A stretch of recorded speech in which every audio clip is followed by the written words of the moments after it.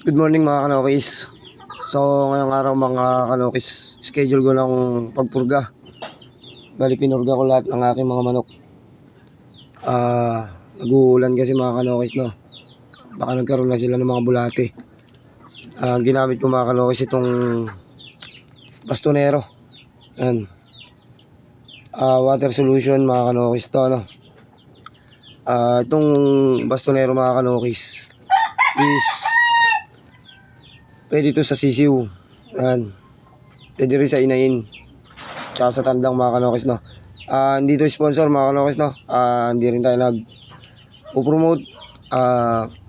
Ito lang talaga yung ginagamit natin pang purga. Tsaka yung isang klase ng pampurga mga kanokis, no. Bale, ito muna yung ginamit ko. Inalo sa tubig mga kanokis.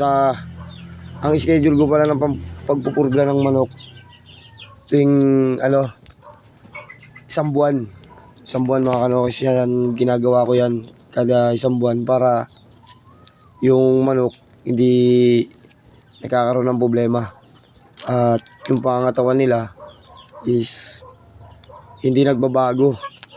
Ganun pa rin para ganado pa rin silang kumain, kasi pag may bulate sila mga kanokis nananamlay. So yun yung schedule ng pagbibigay natin ng pampurga. Sa hapon ko na sila pinapakain mga kanokis, pero hindi ganun karami. Tapos tsaka ko sila painumin ng vitamins na may halo rin sa tubig mga kanokis, no.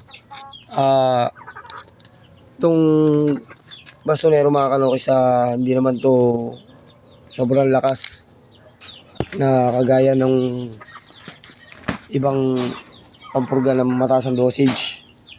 So pwede ito sa sisiw mga kanokis, no. Pero yung sisiw na ganito mga kanokis, yan yung medyo yung baby stag, mga ganyan pa lang mga kanokis, no.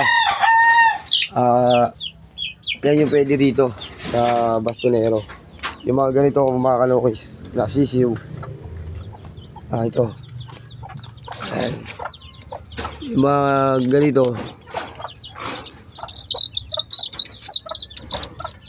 yan. Mga ganito pa lang, hindi to pwede mga kanokis, no. Dito pinupurga ng bastonero. Medyo baby pa to. Ito'y pakain lang. Siguro pagdating ng 1 month pwede na. Mga ganyan mga kanokis.